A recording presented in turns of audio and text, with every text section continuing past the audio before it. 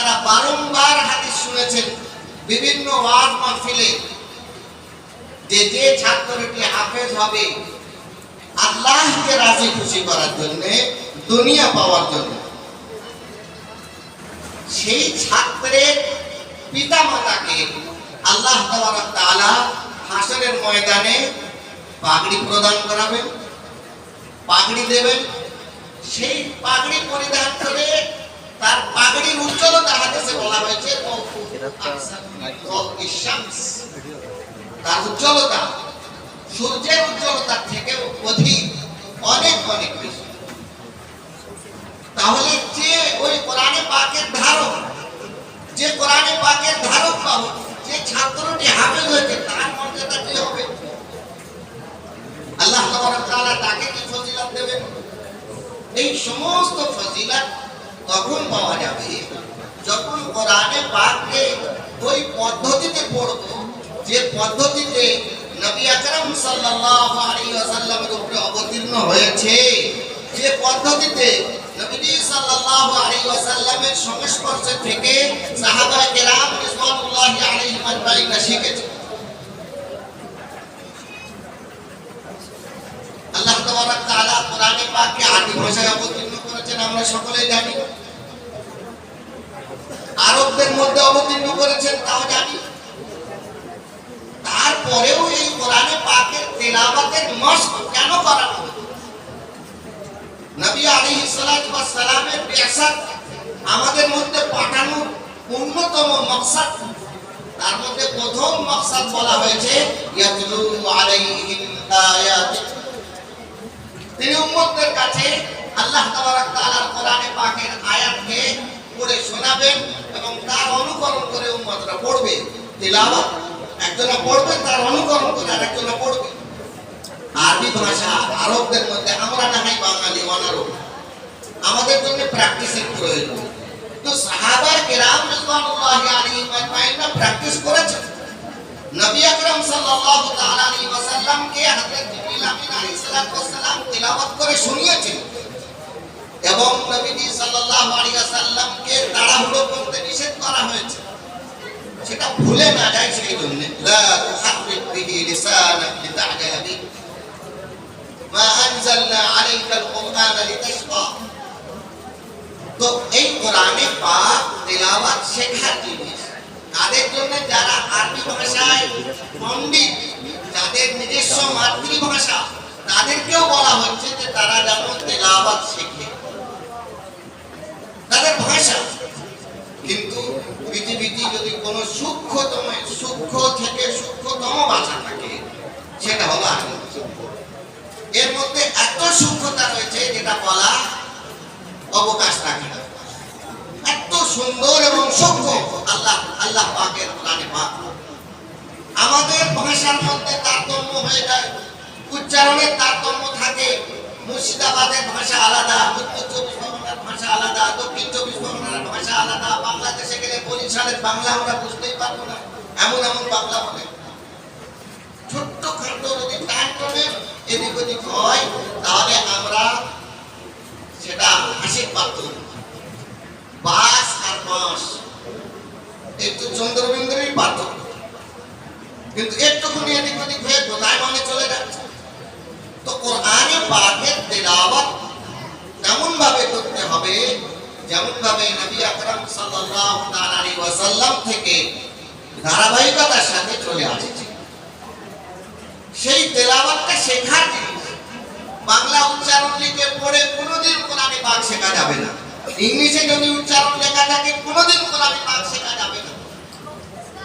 আমাদের আনন্দ লাগে এই দিক থেকে যে আজ থেকে 20 বছর আগে, 25 বছর আগে আমরা ছোট ছিলাম, পড়াশোনা করতাম, তখন আমাদের পশ্চিম বাংলায় সেহাতে কোরআনের এত প্রচলন ছিল।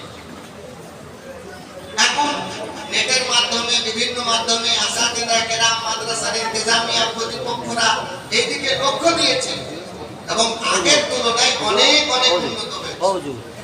কিন্তু এই জায়গায় ক্ষান্ত থাকলে হবে না, সন্তুষ্ট হলে হবে না। এখনো আমাদের মধ্যে অনেক দুর্বলতা রয়ে গেছে। কোরআনে পাকের ক্ষেত্রে কোনো আপোষ করা যাবে না।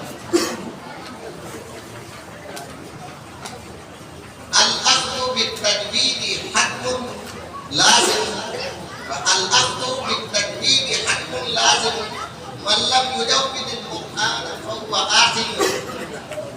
যে কোরআনে পাকের তাজবীদের সাথে পড়া একটা অপরিহার্য কর্তব্য। যে ব্যক্তি কোরআনে পাক তাজবীদের সাথে পড়বে না সে গুনাহগার হবে। কোরআনে পাক তাজবীদের সাথে পড়া তাজবীদের সাথে অবতীর্ণ হয়েছে। কিছু কিছু ফুকায়ে কেরাম লিখেছেন যদি লাহানে জালির সাথে আমরা কোরআনে পাক পড়ি, যেমন আমাদের বাঙালি ভাইরা পড়ে থাকি, এত ফহশফুল ভাবে পড়ছি শুননেওয়ালা বুঝতেই পারছে না যে তিলাওয়াতটা কোথায় হচ্ছে। এমন শুননেওয়ালা যদি কেউ কসম খেয়ে ফেলে যে আল্লাহর কসম এটা আল্লাহর কালাম না, এটা কোরআনে মাজিদ না, তারা লিখছে তিলাওয়াত শুনে হাদিস। এমন তো না হয় যে কেউ কসম খেলে যে এটা আল্লাহর কেন করে বলছি এটা আল্লাহর কালাম না, সে সত্য হয়ে যাবে। তার মানে কি আমার তেলাওয়াত রিজেক্ট, আমার তেলাওয়াত আল্লাহর কাছে অ্যাকসেপ্ট গ্রহণযোগ্য হচ্ছে। তার জন্য এই চিন্তাধারাটা আমাদের মধ্যে প্রত্যেকের মধ্যে থাকতে হবে। কেন নামাজ ফরজ আইন, তো নামাজে যতটা তেলাওয়াত আমাদের করতে হয় ততটা শেখা ফরজ আইন। এই ফরজ আইনের সীমায়ও আমরা নেই, আমাদের মুসলমানরা নেই, আমাদের মা বোনেরা নেই, আমাদের ভাইরা নেই। এই জন্য মাদ্রাসা থেকে যে সমস্ত সীমিত ছাত্ররা শিক্ষা অর্জন করবে তারা শিখবে, কিন্তু কোরআনে পাক তো সবাই, শুধু মাদ্রাসার ছাত্রের উপরে তো আল্লাহ ওয়াজিব বা ফরজ করেননি, সকলের উপরে ফরজ।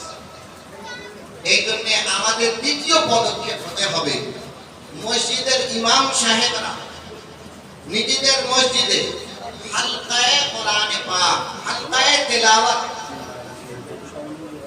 তেলাওয়াতের হালকা কায়েম করুন। চাই আসর পরে হোক, চাই এশার পরে হোক, চাই ফজরের পরে হোক, মিনিমাম সিঙ্গেল একটি মজলিস করা হোক যেখানে সেই মুসল্লিদের তিলাওয়াত সূরা ফাতিহা, 4টি সূরা তাদের যেন সহি করানো যায়।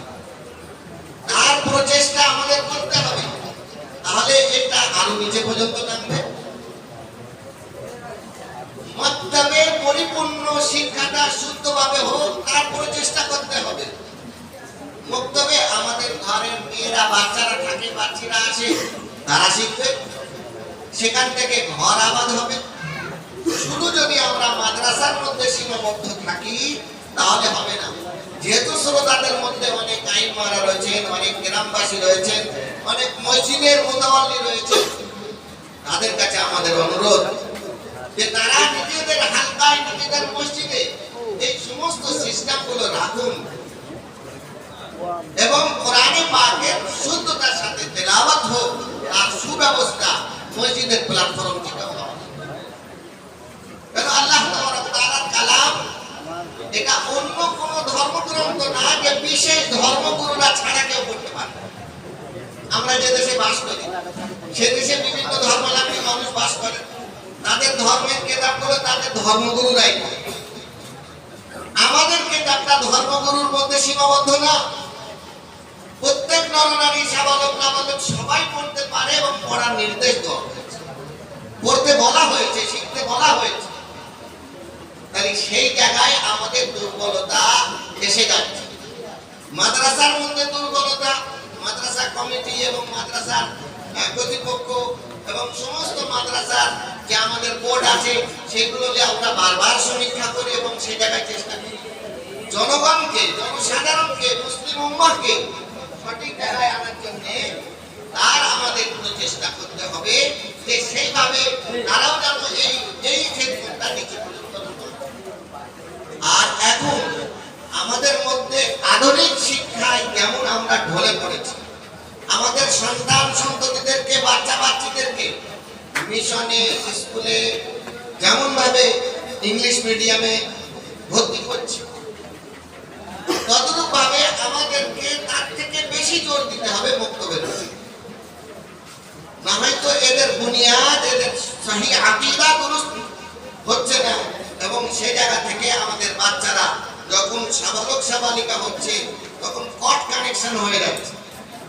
আমাদের ঘরের ছেলে ঘরে থাকছে না, অন্যদিকে চলে যাচ্ছে। আমাদের ঘরের মেয়ে ঘরে থাকছে না, অন্যদিকে চলে যাচ্ছে।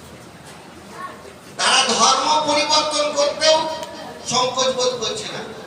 কেন? যে বুনিয়াদি শিক্ষাটা আমরা তাদেরকে ঠিক মতো দিতে পারিনি। এই দুর্বলতার জন্য আমাদের সমাজের একটা শ্রেণী, একটা তাবকা, একটা বড় সংখ্যা তারা বিমুখ হয়ে যাচ্ছে, অন্যদিকে চলে যাচ্ছে। সেই দিকেও আমি আপনাদের লক্ষ্য দেওয়ার অনুরোধ জানাচ্ছি। গুটি কয়েক কথা আপনাদের সামনে রাখলাম, বলার মধ্যে ভুল ত্রুটি ক্ষমা করবেন। আল্লাহ তাবারক ওয়া তাআলা আমার বলাকে আপনাদের শোনাকে কবুল করুন, আমিন। সকলকে আমল করার তৌফিক দান করুন, আমিন। ওয়া আখিরু দাওয়ানা আলহামদুলিল্লাহি রাব্বিল আলামিন।